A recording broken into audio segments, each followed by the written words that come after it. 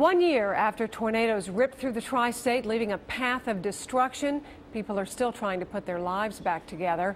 For one close-knit community, its heart may still be missing, but its soul is being kept alive. 9 on Your Side reporter Kendall Harold explains why 1 year later, a historic church still doesn't have plans to rebuild.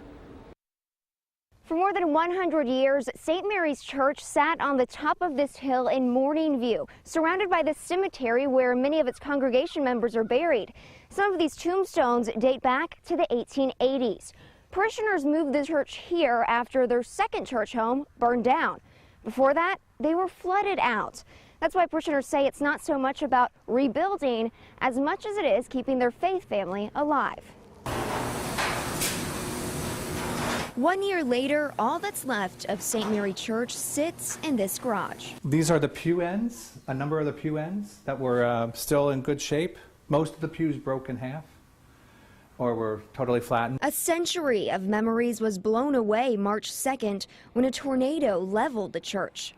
For now, the congregation has been meeting at its second worship location down the road. They've been waiting to hear from an insurance company before deciding where and when to rebuild St. Mary's. The families of the parish, some of them, their great-grandparents and great-great-grandparents actually were people who celebrate Mass and had their sacraments in that church. So lots of emotional connection to that church. Many of the church's most important artifacts were hiding under the rubble. When they hear these are the same bells that their ancestors heard.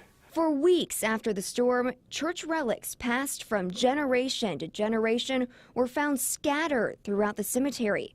Barth says in a disposable world, this is what means something to the families of St. Mary's. In touching these and seeing these, they see their own family history, their own faith history. The holy water bucket, candlesticks, the processional cross, all have since been refurbished. Even the priest's chair was recovered and then restored by a parishioner. The piece that was fractured is this piece here. And you can see how it's different than the others. Father Barth says it's the physical connection to the past that means more than a building ever will. Those generations that will come after us will also look at these and say, oh yes, my grandparents were believers too, just as I am. Right now, the parish is deciding where and when to rebuild St. Mary's, and keeping with tradition, whatever was left from the old church will be incorporated into the new one. Reporting in Morning View, Kendall Harold, 9 on Your Side.